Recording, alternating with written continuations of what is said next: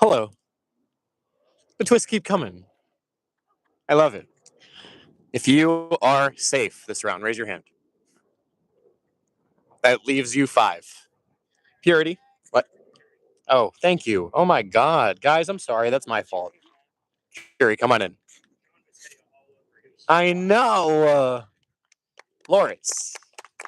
D. EP.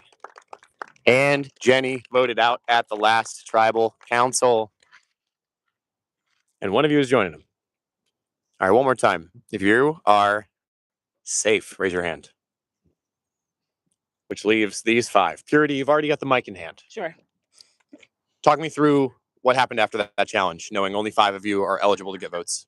Yeah. I think also only 5 of us are able to be voted out, but I love it. Wait, what? But 10 people are voting, and so I think it was just for me a very much different dynamic because a lot of the people that I have been working with are part of that 5, but essentially now we have to turn on each other because it's one of us. And so that kind of opened the game up a lot for me. I'll be honest and say I feel like I was getting a different vibe, and I don't know if that was me obviously saying that I had whatever advantage, the extra vote advantage, I'm not sure, but I definitely felt a shift in this vote. I felt like it went from a like group thing to like dog on dog, whatever the saying is. I don't know. I don't know either. Okay. It's okay. Caitlin, would you echo that sentiment? I'm feeling very nervous right now.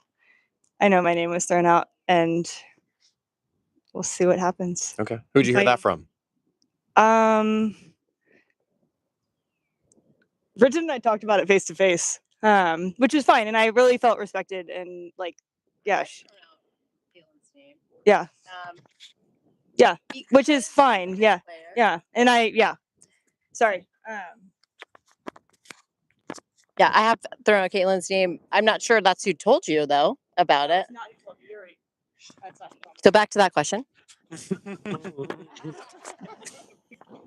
Feel like I heard it from multiple people, honestly, and I cannot pinpoint who it was because I feel like that was, and that's not me lying, honestly. That was like, it was a couple of, like, there were so many conversations happening, is my, yeah.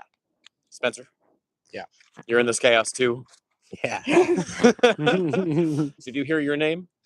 Yes, I think all 5 of us heard our names, and I think that there was very quick switching from performing to being real.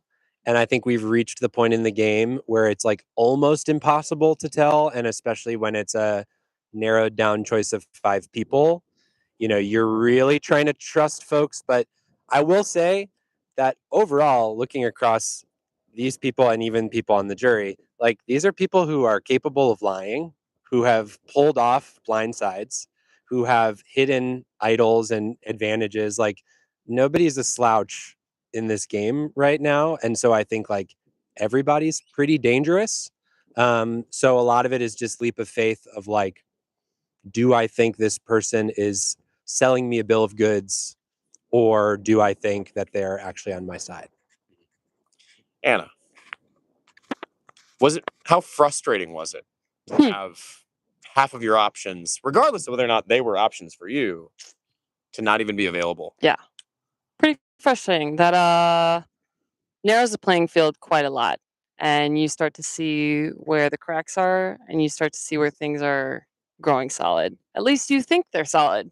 I know what I think is solid, and I know where I'm headed. And this is the point where it's 10, so it could go 5-5, it could go a majority, it could start to move in other directions. So you just have to rely on what you feel like you've built and what you feel like is solid. Okay. Pass it down to Corey. Corey, as part of the immune group, was the vibe any different for you guys? Were you playing this differently than you think the other 5? Or were they pitching to you? Were you pitching to them? What was the vibe? No, I think everything was pretty fluid. I think we're all, despite being safe, are still in a pretty precarious situation moving forward.